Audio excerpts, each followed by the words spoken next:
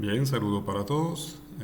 Seguimos con este curso. Vamos a ahora tener una presentación corta, bastante breve, sobre los sistemas de información geográfica antes de que inicien las prácticas con QGIS, para saber básicamente de dónde salen esos sistemas y qué podemos hacer con ese tipo de programa.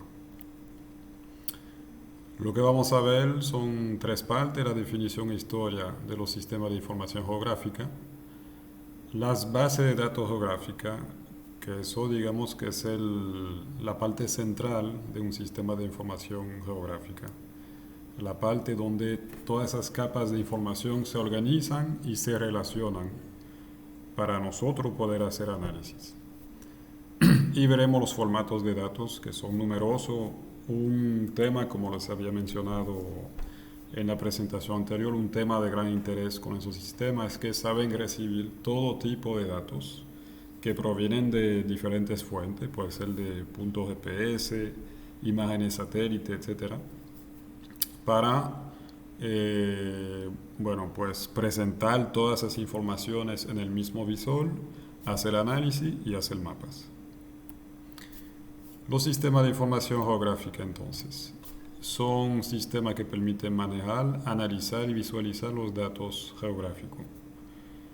Esos datos están almacenados en lo que se llaman las bases de datos geográficas. En inglés verán el término geodatabase.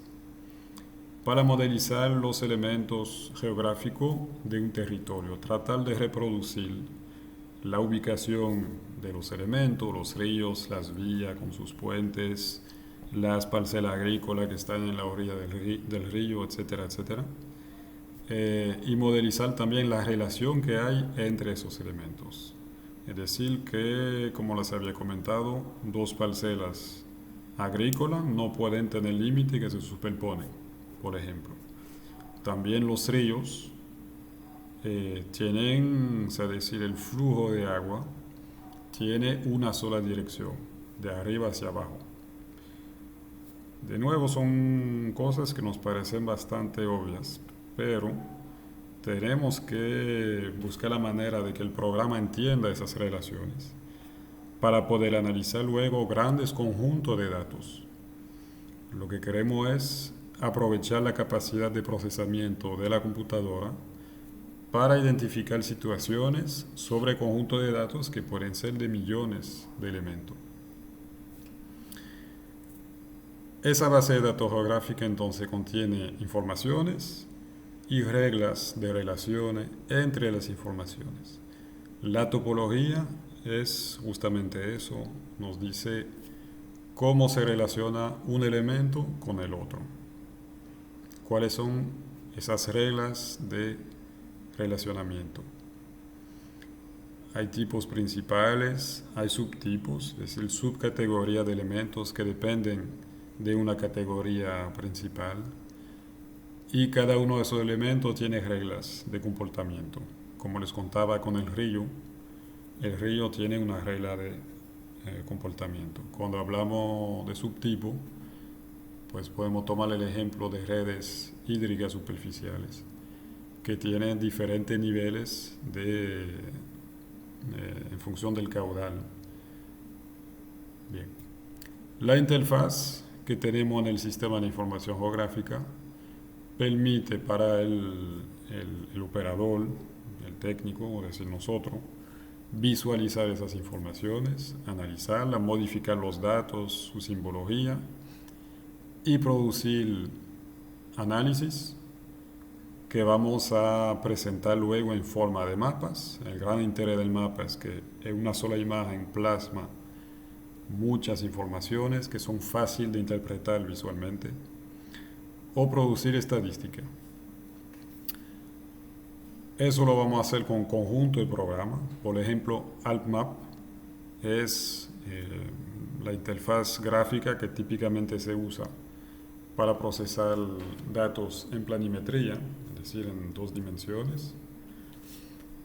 Y luego ese programa puede estar acompañado de otros, como AltSym, AltGlobe, que permiten en particular producir visualizaciones en 3 dimensiones. El análisis lo vamos a realizar a través de herramientas de geoprocesamiento. En AltMap se llama un toolbox. Eh, en QGIS se llama caja de herramientas, simplemente. Las versiones de los sistemas de información geográfica, los tipos pueden ser diferentes, pero al final tienen los mismos elementos básicos. Y entonces ese análisis lo vamos a realizar con esas herramientas para producir nuevas informaciones. Si se acuerdan, el mapa de pérdida de suelo de la zona del Altibonito, de la cuenca del Altibonito, sería un buen ejemplo. Aquí de nuevo una vista de un sistema de información geográfica. No me voy a extender mucho. Aquí tenemos otras informaciones que están aquí en el panel de capa o tabla de contenido, y aquí están presentadas en el visor. Bien. ¿Qué vamos a hacer con esas informaciones? Pues vamos a usar modelos, herramientas, con un modelo lógico de las etapas, de los pasos a seguir para pasar de una información inicial a una información final. En ese caso, cortamos imágenes satélite, clasificamos los píxeles en función de sus valores, que puede ser un color, por ejemplo. Realizamos una serie de pasos para al final producir un análisis. Aquí ven un modelo teórico de todas las herramientas que hay que aplicar para pasar de una imagen satélite a un mapa de uso y cobertura. Esas etapas podemos hacerlas manualmente o podemos programarlas para facilitar el trabajo. Si vamos a la parte histórica, pues como habíamos comentado, eso inició básicamente en Canadá.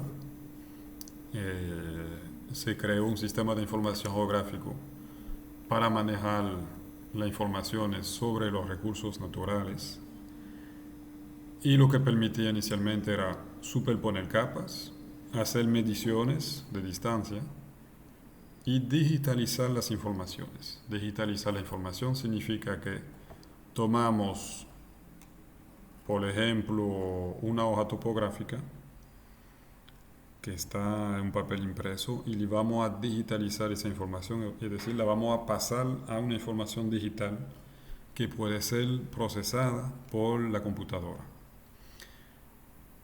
Los elementos estaban georreferenciados con un sistema de coordenadas y con relacionado con su topología.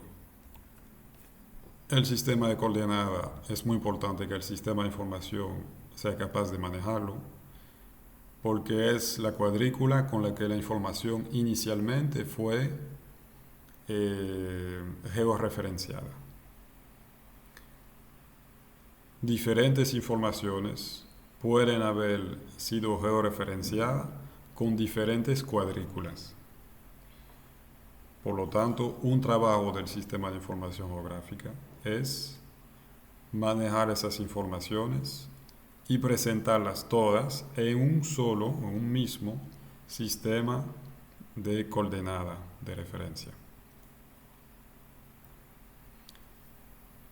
Aparte entonces del Canadian GIS, del Sistema de Información Geográfica de Canadá, pues se ha desarrollado también en gran parte en los Estados Unidos, con un señor llamado Howard Fisher de la Universidad de Harvard, también en los 60. Y poco a poco los sistemas de información geográfica han ganado, digamos, todo el sector de la investigación, el sector científico, entre esos años 60 hasta el día de hoy realmente. En los años 80 entonces aparecen los primeros sistemas de información geográfica comerciales, privados, que pertenecen a una empresa, codificado entonces por informáticos. Y entonces Esri en particular crea un sistema de información que se va a extender bastante. Y luego otras empresas como Mapinfo, Intelgraph, Eldas, etcétera. Y aparecen también sistemas de información geográfica de dominio público, es decir, que son herramientas libres, son gratuitas y también el código fuente, el código que se usó perdón, para crearlo, eh, está abierto y puede ser modificado. En 1986 se crea el primer programa de sistema de información geográfica que no está orientado directamente al sector de la investigación y a los científicos, sino al público en general. Por ejemplo, empleados del sector público, empleados de empresas privadas, etcétera, para que puedan hacer unos primeros análisis. Por ejemplo, en cualquier empresa se usa ahora los sistemas de información geográfica para ubicar los clientes y ubicar su zona de desplazamiento para saber dónde poner la nueva sucursal de una tienda, por ejemplo. Es decir, que poco a poco, a partir del 86, los sistemas de información geográfica se han desarrollado, se han expandido para implementarse en prácticamente todas las empresas, las grandes empresas y en el sector público. Eso inició con Mapinfo. Hoy los más comunes, los programas que más se usan son el AlpMap de Esri, el QGIS, que es un software libre que ustedes usarán y que hace exactamente lo que hace el AlpMap. Los sistemas de información geográfica se basan en tres tipos de elementos, es decir, en su forma de representar la información. La información puede ser representada por punto, por línea o por polígonos, es decir, por elementos de superficie. Y un mismo elemento, dependiendo de la escala, puede cambiar de forma de representación. ¿Se acuerdan que tomamos el ejemplo de la ciudad, por ejemplo, de Santo Domingo o de San Juan? Si hacemos un mapa mundi, la ciudad de San Juan no aparece en el mapa o aparece como un puntico muy pequeño. Si cambiamos de escala, nos acercamos a la provincia, a los límites de la provincia de San Juan, entonces la ciudad va a aparecer como un polígono y puede tener también líneas dentro de ese polígono para marcar las calles, etc. Bien. ¿Cómo se almacena la información en un sistema de información geográfica? De diferentes maneras. Como les había comentado, es el interés del programa de poder manejar muchas informaciones muy diferentes. La primera forma es en forma de un vector.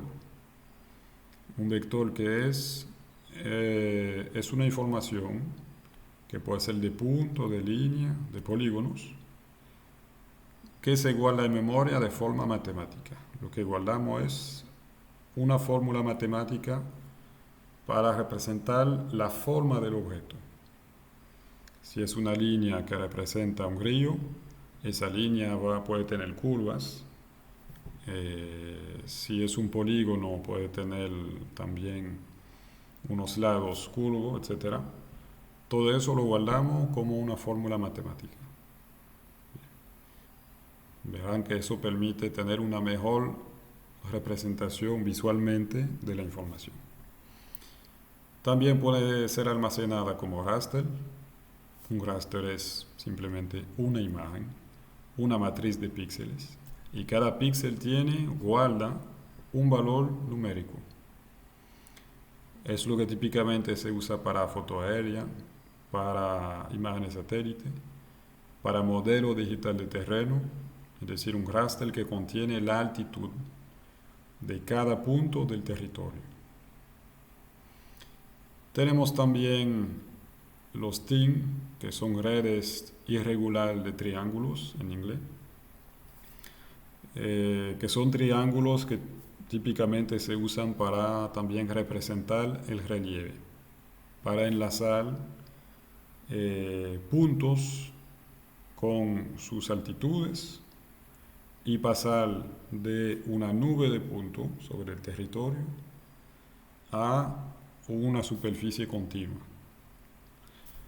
También podemos trabajar con redes y ahí va a ser muy interesante, por ejemplo, para los ríos, porque en ese tipo de forma de almacenar la información vamos a poder definir unas reglas de cómo debe comportarse esa red. Como les había comentado, el agua, por ejemplo, fluye en una sola dirección. Vamos a poder archivar y trabajar con datos topográficos, que son esos datos que se toman en terreno, por ejemplo, con un teodolito, una estación total. Si han visto los agrimensores que trabajan en terreno, trabajan con ese tipo de aparato que permite medir ángulos y hacer triangulación.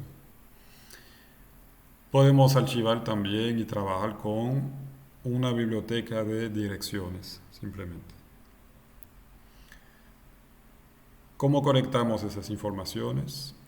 Podemos digitalizar datos impresos, es decir, que típicamente una hoja topográfica impresa la podemos escanear y encima de la imagen de esa hoja topográfica podemos dibujar de nuevo unos vectores.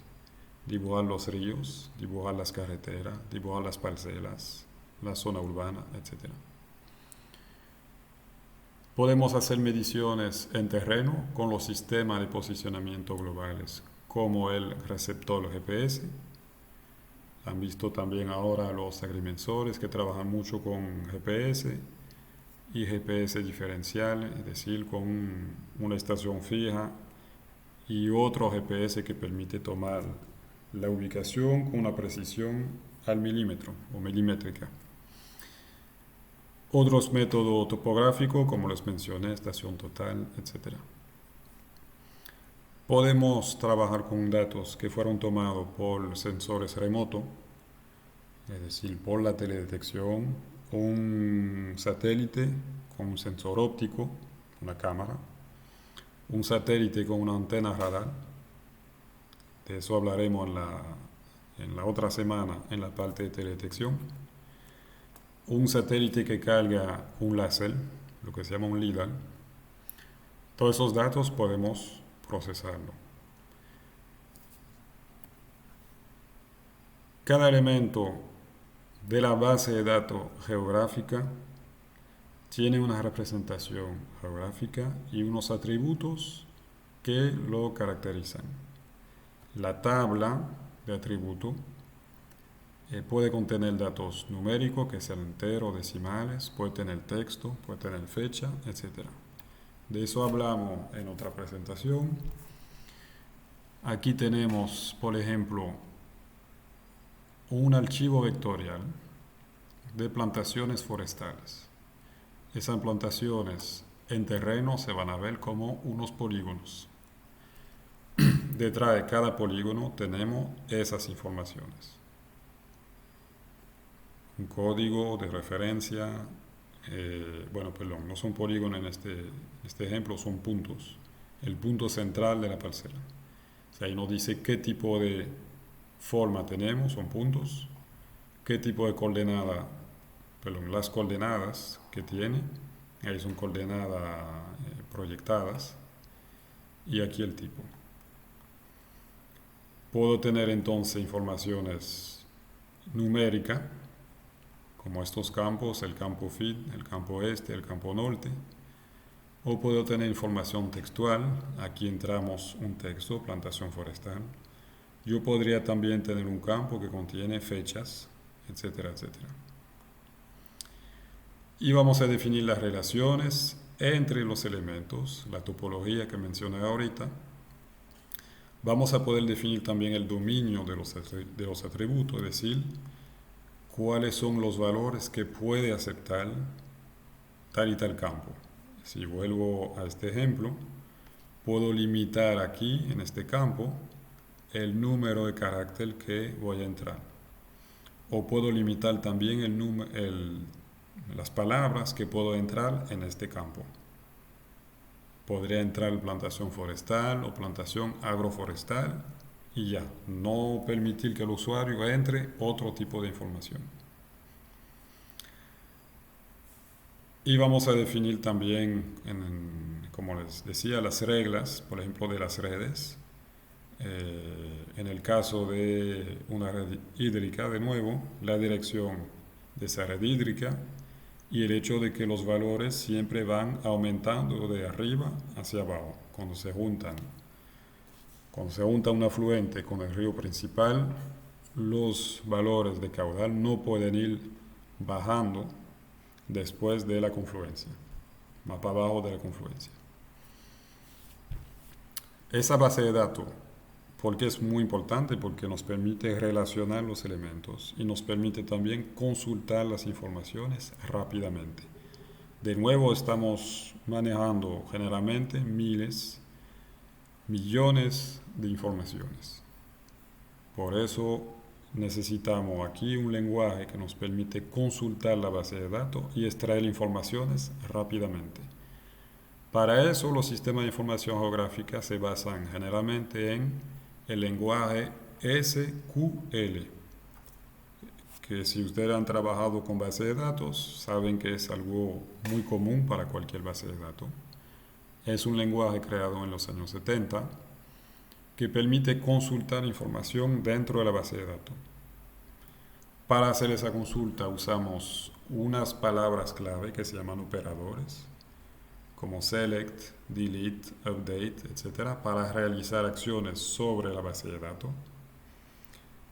Le doy un ejemplo aquí. Quiero seleccionar algunos elementos, polígonos, por ejemplo, en una tabla. Mi tabla se llama 1. Quiero seleccionar entonces todos los elementos desde la tabla 1 que validan esta condición. ¿Cuál es la condición? Dice aquí que el área debe ser igual a 1000, por ejemplo 1000 hectáreas, 1000 metros cuadrados. Ahí no tiene mucha importancia en este ejemplo. Y luego, después de sacar todos esos polígonos, lo vamos a ordenar dentro de la tabla por el área. De las parcelas que tienen el área más pequeño al área más grande, por ejemplo. Bien.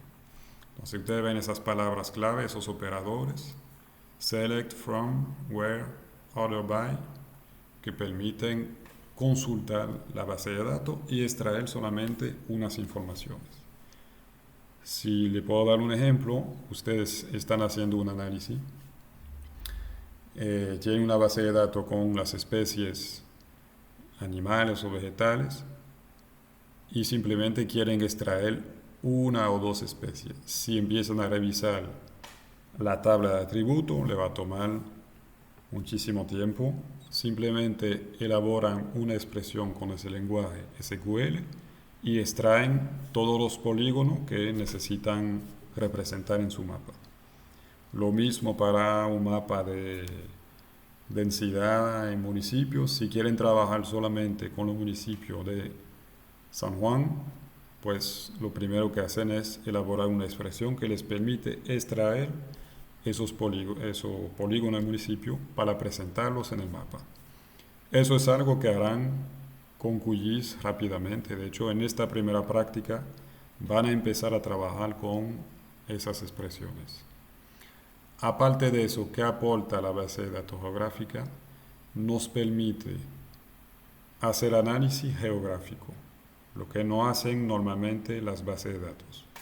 La base de datos geográfica me permite decir que tal polígono está solapando otro polígono, por ejemplo, o que tal polígono comparte un límite con un segundo polígono. Todas esas relaciones de intersección, de solape, etc., las voy a poder identificar con la base de datos geográfica del sistema de información geográfica, que es algo que no se puede hacer con ningún otro tipo de programa. ¿Para qué sirve eso? Ustedes verán de nuevo muchos ejemplos en el manual y en las prácticas que haremos en esta semana y en la otra. Pero de nuevo, si seguimos con el tema de las parcelas, ¿se acuerdan que dos parcelas agrícolas no se pueden solapar? Eso lo podemos identificar sobre todas las parcelas del país o del mundo con una simple expresión. Termino con los dos tipos de datos que ustedes van a manejar, que son los más comunes, los datos vectoriales y raster. Simplemente son dos formas de almacenar la información. Tienen sus ventajas, sus desventajas, les voy a explicar cuáles son. El archivo vectorial, que ustedes verán realmente con el nombre de shapefile, que significa en inglés archivo de forma. Es un archivo que guarda la información con vectores, es decir, con una información matemática, que sean curvas, que sean segmentos, polígonos, puntos, todo eso se guarda de tal manera que cuando represento la información en pantalla, el programa calcula cómo debe representar esa forma en el visor del sistema de información geográfica. Significa que, aquí usted ve un ejemplo a la izquierda de un archivo vectorial con un círculo arriba. Me acerco aquí, hago un zoom sobre ese borde del círculo y el borde siempre sale bien. ¿Por qué? Porque al hacer clic ahí y solicitar un zoom en el visor, el programa vuelve a calcular en base a la fórmula matemática de este círculo, vuelve a calcular cómo debe verse el círculo dentro del visor cuando me acerco. Entonces no hay un efecto de aliasing. El efecto de aliasing es lo que ustedes ven aquí a la derecha, que se da en los rasters, en las imágenes. Se acercan y de repente empiezan a ver los píxeles.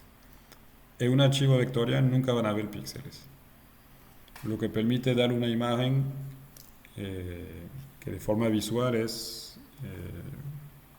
tiene mucha nitidez, es muy bonita, para decirlo de forma llana. ¿Cuál es la desventaja de ese tipo de archivo vectorial?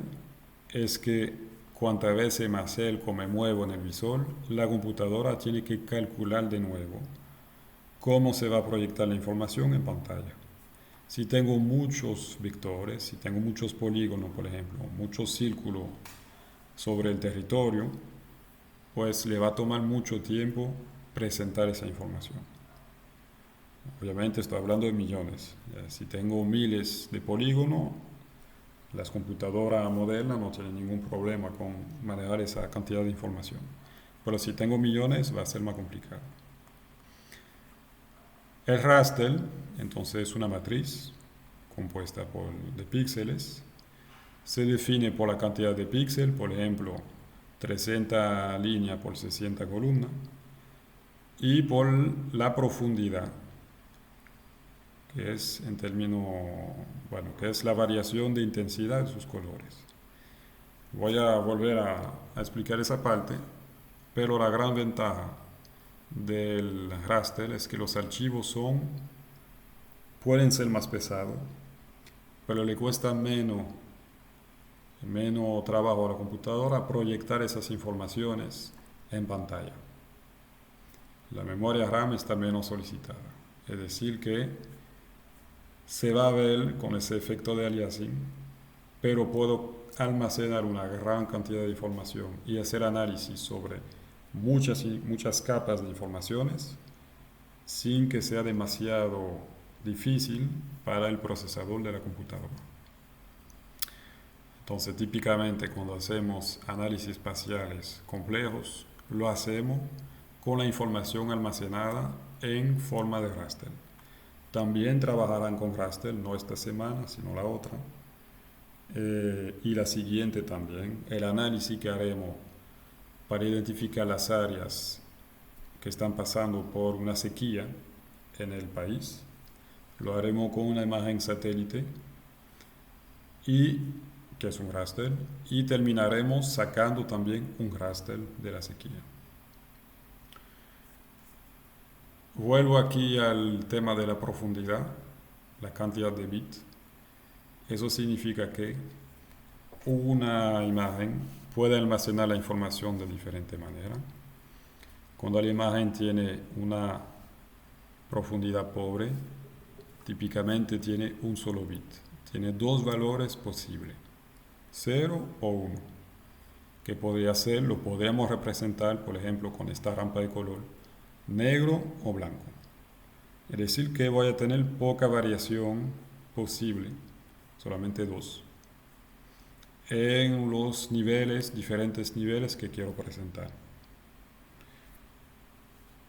Típicamente, si quiero representar una imagen satélite, pues en mi territorio los objetos o se ven negros o se ven blancos, no hay transición. Y poco a poco, a medida que vamos bajando, la profundidad aumenta. Aquí tengo 2 bits. 2 bits significa 2 a la potencia 2. Es decir, que tengo 4 posibilidades. Puedo tener el valor 0, 1, 2 y 3. Ya mi imagen se va a ver con más variaciones y voy a poder identificar mejor los objetos que estoy viendo en la imagen. Y así sucesivamente. Típicamente una imagen satélite se presenta con 8 bits, es decir, 256 niveles, valores posibles en la imagen. Bien. Me paro aquí, simplemente una pequeña introducción a los sistemas de información geográfica, y con la práctica pues entenderán mucho mejor todos esos conceptos de vector, de raster y de base de datos.